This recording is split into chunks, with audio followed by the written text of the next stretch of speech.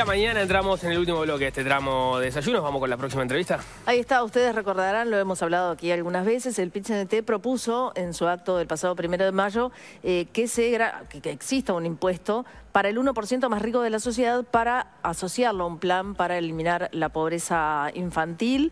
Esto lo ha dicho el presidente de la Central Sindical, Marcelo Abdala. El año pasado, investigadores de la Facultad de Ciencias Económicas de la Universidad de la República calcularon que un impuesto del 1% aplicado a los hogares más ricos recaudaría en promedio un 0,8% del PBI. Para poder entender cómo funcionaría este impuesto, ya recibimos en nuestro programa a Mauricio de Rosa, economista. Muchísimas gracias por venir una vez más, Mauricio. Muchas gracias a ustedes por la invitación nuevamente. Muy amable. Me gustaría empezar por algo que me parece importante definir. ¿Quién es el 1% más rico? O sea, ¿cuál es la vara para medir o la línea desde la que tomamos a ese universo? Es una excelente pregunta para empezar porque, digamos, desde la perspectiva más académica, el 1% es como un objeto de estudio distinto. O sea, hay algo distinto que pasa ahí arriba en la distribución del ingreso o de la riqueza, que es diferente. Es un grupo que tiene características distintas, tiene, por supuesto, muchísimo más ingreso que el resto de la población, pero hay como un salto, además, que es, digamos, los ingresos vienen creciendo más o menos lentamente y allá al final de la distribución se disparan. ¿Sí? Hay un salto realmente muy grande en términos de ingreso, mucho más de patrimonio, un poco de eso hablamos la última vez que estuve acá. Tienen una acumulación patrimonial y de ingresos que es realmente muy grande, pero además es un grupo que está mucho más masculinizado que el resto de la población. Tiene además una, digamos, para decirlo en criollo, o sea, cuanto más alto uno llega, menos probabilidad hay de caer. O sea, la persistencia en esos grupos es realmente muy alta. Vos decís que hay un salto muy grande en relación al grupo más rico que le siga inmediatamente antes. Claro. ¿Sí? Si uno agarra la población y la divide en 100 partes iguales. En los ricos, generales. El 100 es el 1%, ¿no? Entonces, si uno compara el 55 con el 56, son casi iguales en ingresos. Si uno compara el 97 con el 98, son casi iguales. Si uno agarra el 99 y el 100 y los compara, no tienen nada que ver. A eso, hay como un salto allí. En ingreso, en patrimonio todavía más claramente. Además tienen percepciones sobre la desigualdad y sobre la redistribución que son distintas en el resto de la población. Hay trabajos brillantes de Pilar Mansi y otros autores que han estudiado esto.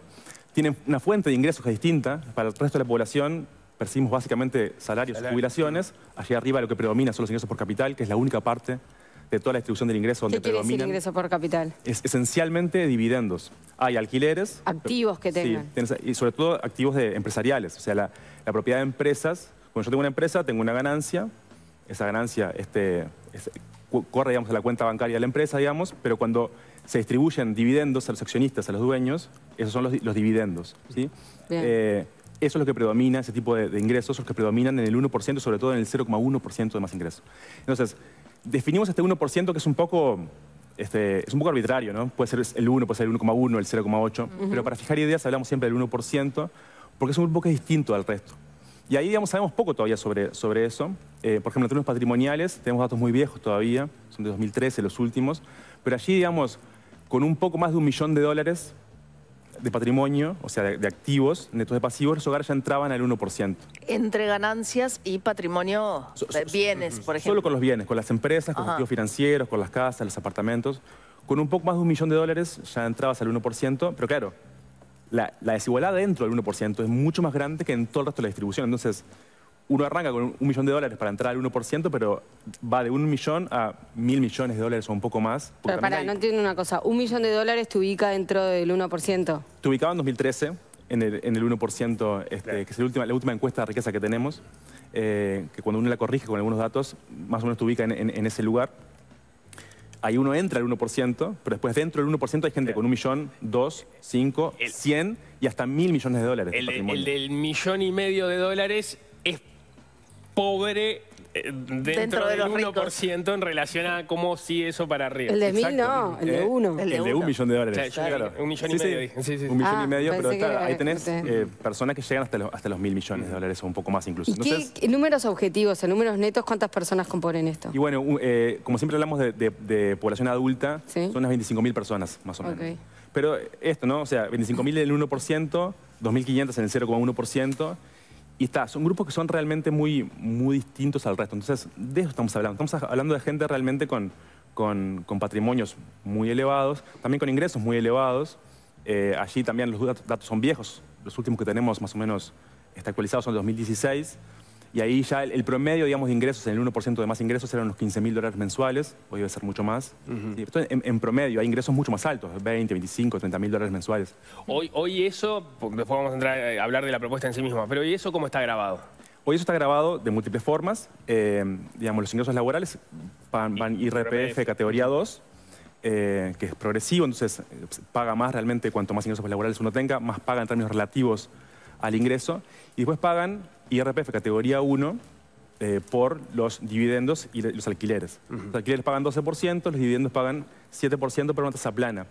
Y no es una pregunta menor, porque esto es un poco técnico, pero justamente como predominan allá arriba los dividendos, y los dividendos pagan una tasa plana 7%, en realidad lo que pasa es que si uno mira el sistema en su conjunto, es progresivo porque la gente va pagando cada vez más conforme se vuelve más rica, pero al final cae un poquito, porque justamente predominan allá arriba del todo los ingresos que están grabados un poco menos.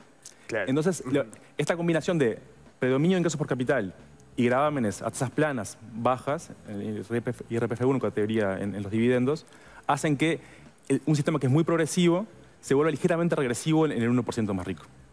Sí, es un poco técnico, pero se entiende el concepto. Pagan un poquito menos que los que están inmediatamente antes. Fíjense, en términos del porcentaje que terminan poniendo, no en términos absolutos, porque obviamente exactamente. por el cantidad de dinero que tienen termina siendo más.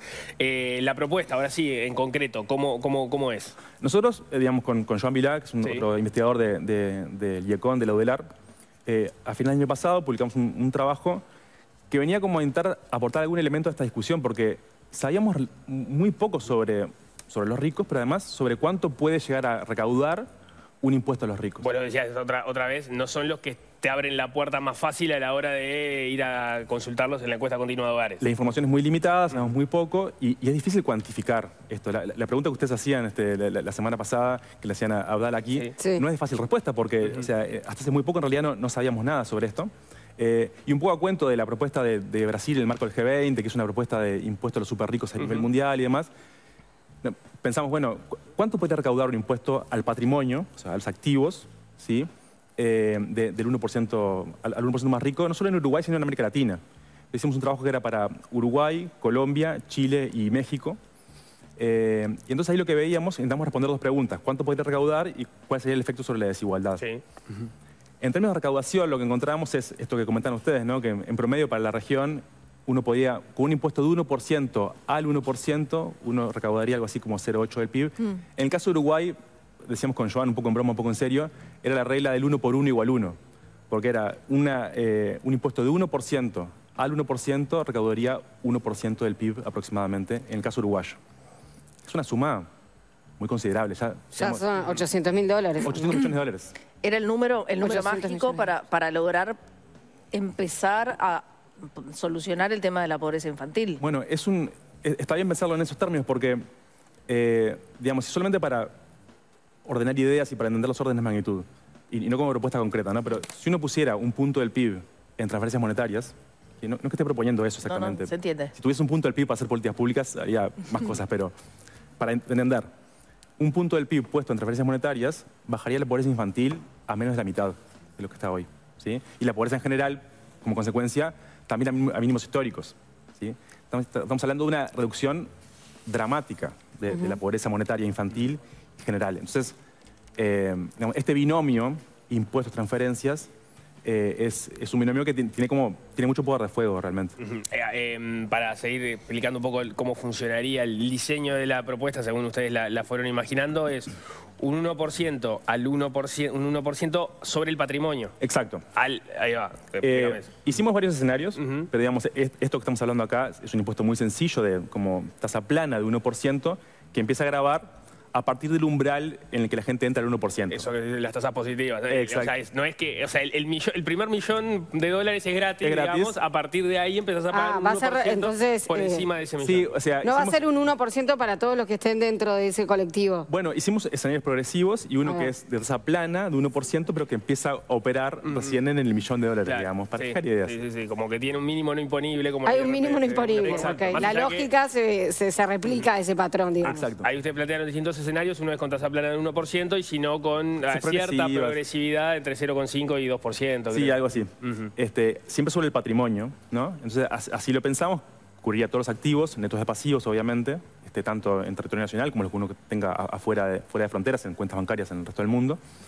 Eso no quedaría Eso contemplado. todo queda contemplado. O sea, todo el activo netos de pasivos de los hogares Todos los uruguayos, activos, no solo lo patrimonial. O lo patrimonial comprende eso. comprende eso, el patrimonial. Ok. O sea, cuando hablamos de patrimonio o de riqueza, estamos hablando del conjunto de cosas físicas y financieras que uno tiene, Bien, netos de las pensé deudas que uno tiene. Ok. Entonces, ese impuesto operaría de esa forma, digamos, y eso es lo que nosotros calculamos que recaudaría algo así, como 1% del PIB. Y un apunte, eso una vez que uno ya descuenta las respuestas de los agentes, que decimos nosotros, de las personas ante el impuesto. Porque naturalmente, cuando uno pone un impuesto o modifica un impuesto, la gente reacciona, o sea, toma decisiones.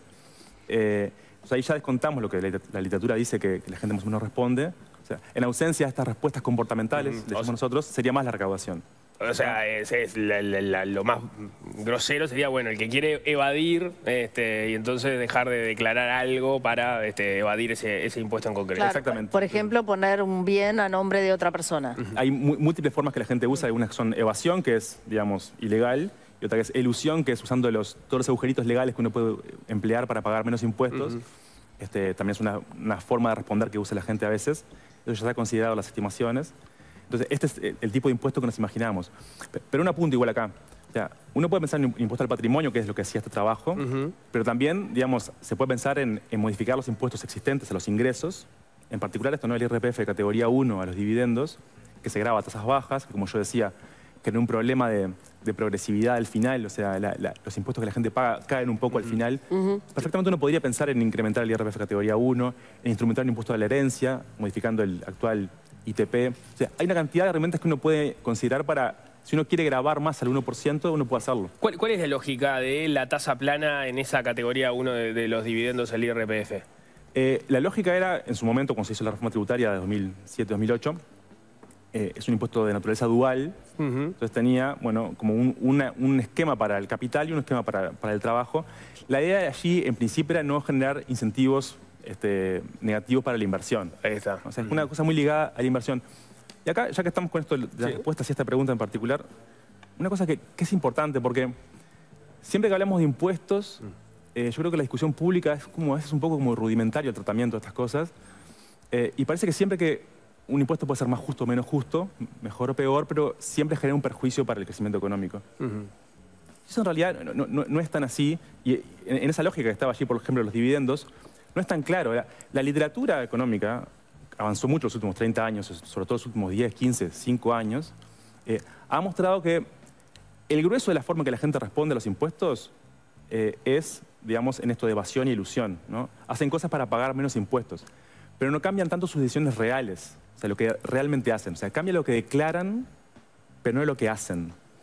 Entonces, por ejemplo, con los dividendos hay estudios que muestran que los empresarios y cuando las personas, los accionistas reciben dividendos, responden, ¿sí?, dando a pagar menos impuestos, pero no cambian sus decisiones de inversión.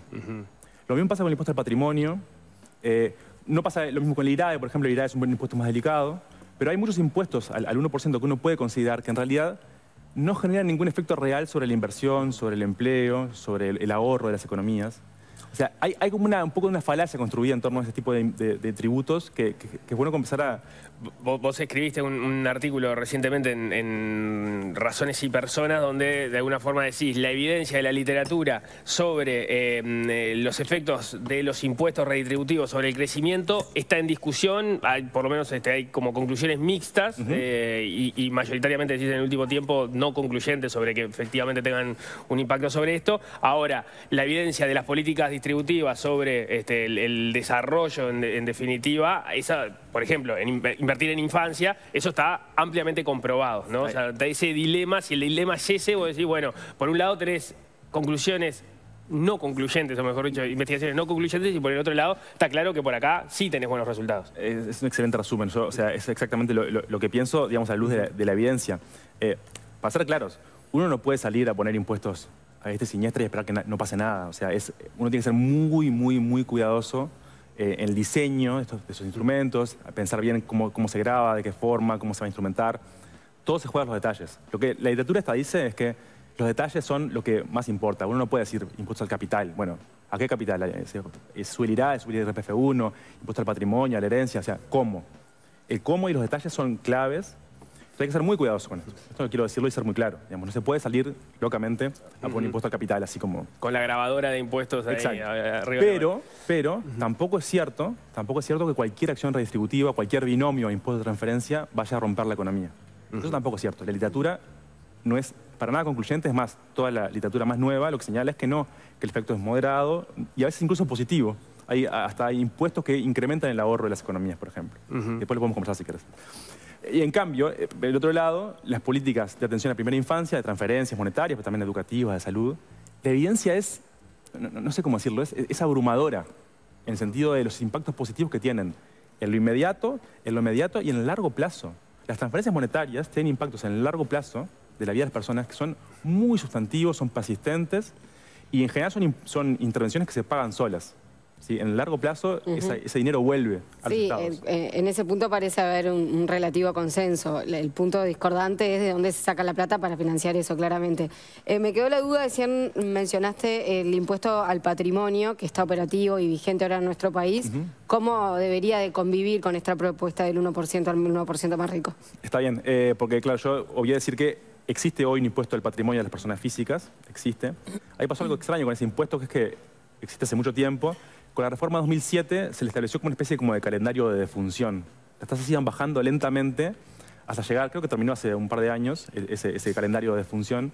Las tasas iban bajando y quedaba como un impuesto testigo, como un impuesto que quedaba allí, pero que no tenía un afán recaudador realmente. O sea, hoy existe, pero son tasas muy bajas y se va a buscar poco, digamos, ese impuesto. No es un impuesto que tenga, en economía se dice el enforcement, como que se vaya como efectivamente a buscar. ¿Cuál es la tasa? La tasa hoy está por debajo del 1%. Pero se le quitó como la progresividad, digamos, y las tasas fueron cayendo muy poquito. Pero eso sería al 1% más rico, sí, se le estaría sacando un impuesto con el 1%. En esta propuesta lo que estamos diciendo nosotros es como sustituir ese IPPF, el impuesto al patrimonio de las personas físicas, por este nuevo impuesto. Pero sobre todo porque es un impuesto que creo que la última estimación que teníamos lo pagaban algo así como 8.000 personas, 7.000 personas, es muy poquita gente. Pagan por una parte su activo en realidad. Es un impuesto que debería grabar todo, graba solamente en esencia lo inmueble. El inmueble. Entonces es un impuesto que es realmente muy débil. La idea es como sustituirlo, en todo caso. Por algo más amplio, claro. En gente y a nivel de patrimonio. Exacto. Me parece importante preguntarte, porque este estudio que vos hiciste ya tiene un año. Si has podido reunirte con alguna autoridad en los últimos tiempos, porque esta fue no esta concretamente, pero la propuesta de atacar la pobreza infantil fue una promesa de campaña en general de todos los partidos, pero del partido que hoy está gobernando puntualmente. ¿Tuviste algún contacto con alguien? Sí, o sea, nosotros siempre conversamos, como estamos en el marco del ámbito de las políticas públicas, conversamos permanentemente con actores de gobierno del pasado y el presente, o sea, es una cosa que hay un diálogo que es relativamente fluido. Efectivamente está en la agenda de gobierno. El ministro habló hace pocos días, puso el tema de la desigualdad en particular arriba de la mesa, incluso más allá de la pobreza, que creo que es una cosa adecuada, pensar esto en un marco más general de la desigualdad y no solo de la pobreza, justamente porque en parte para financiar políticas de primera infancia uno tiene que ver de dónde sacar el dinero y ahí la desigualdad entra a jugar. Y hay promesas de campaña, en particular hay una promesa de incrementar las transferencias monetarias a los hogares, la tarjeta de igualdad social. Que ahí la propuesta, digamos, que está hoy sobre la mesa es una propuesta que está muy bien orientada, porque incrementar la TUS, la tarjeta de igualdad social. Duplicar, concretamente. Sí, era incremento del 50%, lo que estaba prometido en campaña. Es una medida adecuada, pero es muy pequeña todavía, ¿sí? Estamos hablando de un incremento que es muy magro a un grupo de población muy chiquito, porque la TUS cubre a muy poca población. Entonces, digamos, son políticas que por ahora lo que están anunciadas están muy bien orientadas, pero con poco poder de fuego, claro. En suficiencia todavía estamos lejos. Lo que igual sí hay que decir es que en el diálogo social que está convocado, allí el tema de transferencias monetarias y de protección a la infancia, más en general, está incorporado. Así que yo creo que va a haber novedades sobre esto en los próximos meses. A propósito de eso, bueno, en términos generales, ¿cómo ves parado al gobierno, al Ministerio de Economía en particular, en este debate entre crecimiento y distribución, con la mirada? Porque entiendo que ahí hay algunas diferencias con esto que vos estás planteando. Se lo he escuchado al ministro en algunas entrevistas decir que él cree, hay que ver si eso después se termina materializando en política, pero él cree en impuestos los más neutros posibles, justamente por cómo esto puede afectar la actividad económica y en todo caso la distribución tiene que venir por el lado de cómo se para el Estado, ya sea a través de transferencias o las distintas políticas que despliegue, pero digamos, en cómo recauda ser neutro, en cómo otorga ser más distributivo. Yo creo que hay una discusión allí y hay una discusión aún todavía más general, que es la de crecimiento y desigualdad, ¿no? Por lo que se ha dicho, digamos, reiteradamente, la apuesta del gobierno claramente es al crecimiento económico, cosa que es muy razonable porque venimos de una década, otra década perdida, de crecimiento muy magro, y Uruguay realmente tiene que empezar a crecer a tasas más altas para poder tener alguna posibilidad de desarrollo mínimo en el mediano plazo. Entonces, eso es adecuado, y la apuesta del gobierno claramente parece ser crecer, porque eso tiene una cosa que es, de vuelta, es un poco técnica, pero que es importante entender. Como el peso del Estado en la economía uruguaya es más o menos 1/3, si yo crezco al 3% todos los años, cada año hago un punto de PIB de caja para mí. Porque cada 3 puntos que crezco hay un punto que me lo quedo yo como Estado. Entonces yo puedo hacer políticas públicas con un punto del PIB, ¿sí? Sin necesidad de subir los impuestos, ¿no? Entonces yo creo que esa es un poco la cuenta que tienen en la cabeza. Crecer, yo al crecer hago caja y con esa caja hago políticas públicas, sobre todo de primera infancia. Esa apuesta así establecida tiene mucho poder de fuego y es razonable, ¿sí? Porque ahí uno puede realmente hacer cosas, porque uno traduce el crecimiento económico rápidamente en reducciones de la pobreza. Entonces, eso está bien. Yo creo que la pregunta clave en todo esto, y tiene que ver con los impuestos, es ¿qué pasa si no crecemos? Claro, ¿qué pasa si no crecemos? Ahí está la pregunta más sensible, y que no es una pregunta trivial, porque en el último lustro de los gobiernos del Frente Amplio, que el crecimiento económico se redujo sustantivamente, empezó esta década perdida, ¿no? Hubo como una ausencia de agenda redistributiva. O sea, sin crecimiento no hubo ideas sobre cómo bajar la pobreza y la desigualdad, y de hecho la pobreza y la desigualdad se estancaron, ¿sí? Hubo una caída muy grande de la pobreza y de la desigualdad entre 2008 y 2013-14, y después se planchó. Porque no hubo un paquete de una agenda redistributiva clara en la ausencia de crecimiento. Entonces, esta pregunta de qué hacemos cuando si no crecemos es relevante. Y yo creo que acá entra esta idea de los impuestos a los ricos, de la progresividad, y de si esto pega o no en el crecimiento económico. Acá esta discusión que teníamos recién creo que es la más relevante, porque uno razonablemente puede decir, está bien, me interesa la redistribución, me interesa reducir la pobreza, pero si yo hago y mi apuesta es por el crecimiento. Si yo pongo un paquete redistributivo que me perjudica el crecimiento económico, me doy un tiro en el pie. Claro.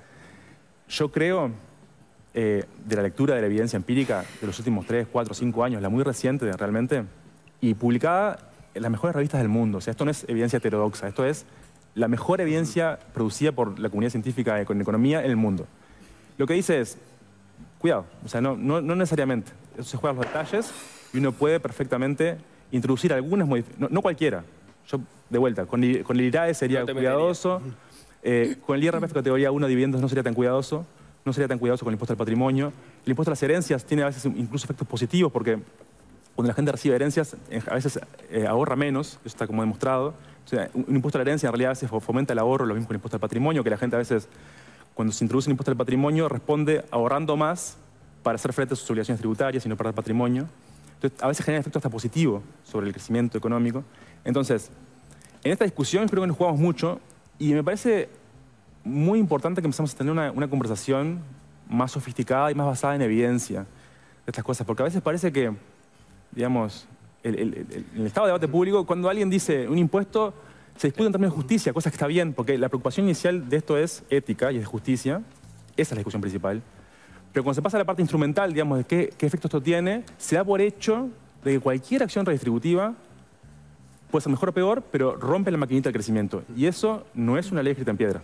Hablando de, bueno, cómo dar el debate de manera más sofisticada, lo que pasa es que lo que te va a pasar ahora es, vas a tener que ir contra el archivo de la campaña electoral donde estaban los compromisos de no aumentar impuestos, por ejemplo, por parte de todos los candidatos, incluido el presidente de la República. Y enfrentarse también a los argumentos de los empresarios, por llamarlo de una manera, que ya salieron a hablar después del acto del 1 de mayo, en donde dicen que hay margen para hacer funcionar mejor el Estado y de ahí encontrar el dinero para poder financiar los desafíos de primera infancia. Claramente acá hay un vasto conjunto de restricciones políticas que no son mi metida, digamos. Yo acá lo que les puedo venir a decir es, miren, yo leo la evidencia y la evidencia no dice eso.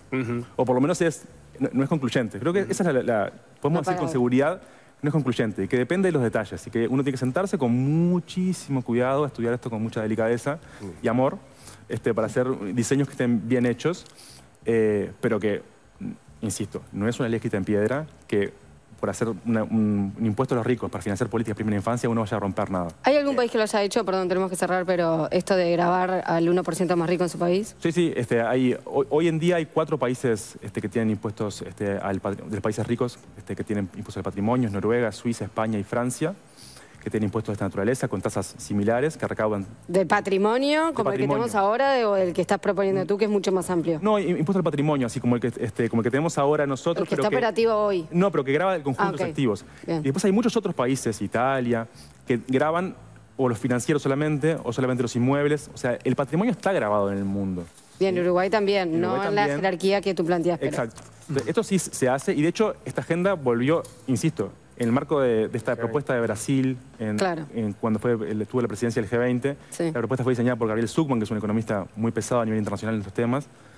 El tema está en la agenda nuevamente. Después de una retirada hace los últimos 30 años de este tipo de impuestos, hay como un retorno a la discusión pública, en particular porque, sobre todo después de la pandemia, la concentración del patrimonio a nivel mundial explotó. O sea, a los 1.000 millonarios, que nosotros tenemos solamente 2 en Uruguay, ¿no? Es que tengamos muchísimos, pero tenemos 2. O sea, pero a los 1.000 millonarios en el mundo les ha ido muy bien realmente en este último tiempo, cuando el resto de la población mundial les fue bastante mal.